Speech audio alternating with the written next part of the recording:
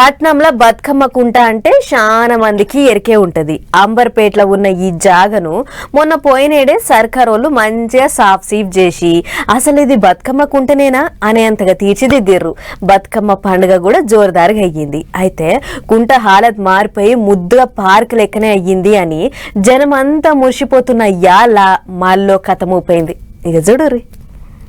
అయ్యో బతుకమ్మ కుంట కథ మళ్ళా మొదటికొచ్చింది కదా. పోయినేడే మంచిగా కొత్త పాత చేసి పేద పార్కు లెక్కనే తయారు చేసింది సర్కారు.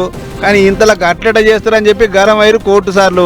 పంచాయతీ కోర్టులు ఉండగా పనులు ఎట్లా చేస్తారు ఎవరు చేయమని చెప్పారు. మర్యాదగా పెట్టిన బోర్డులు చేసిన అంగులన్నీ పీకేయమని ఆర్డర్ వేసుడుతోని ఎంట్రెన్స్ కార్డున్న బోర్డులన్నీ పీకేసిరు హైడ్రా అధికారులు. అయితే బతుకమ్మకుంటా నాది, నా భూమిలోకి వచ్చి లేని పనులు పెట్టుకుర్రు అని ఓ కారు పార్టీ లీడర్ దేశం పెద్ద కోర్టులో కొన్నేళ్ల సంధి పోరాటం చేస్తున్నాట. అట్లా ఈ పంచాయతీ కోర్టులో నడుస్తుండగానే వరద వెళ్ళిపోతట్లు పనులు చేస్తున్నామని చెప్పి హైడ్రా అధికారులు బతుకమ్మ కుంటను కొత్త పాత చేసిర్రు. మీదంగా హనుమంతరావు సార్ పేరు పెట్టాలని చూసిరాట.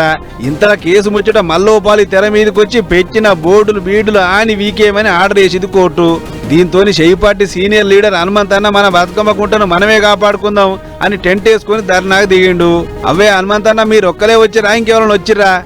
దీనికి ఇవాళ అన్ని పార్టీలు వచ్చినాయి. కానీ నాకు బాధ ఏదంటే బీఆర్ఎస్ పార్టీ నుంచి పోరాలి. అయ్యో గట్లెందుకంటవే హనుమంతన్న, కారు పార్టీ వాళ్ళు వచ్చేటోళ్లే కానీ వాళ్ళు జిల్లా కమిటీలు వేసుకుంటే బిజీ ఉన్నట్టు కదా.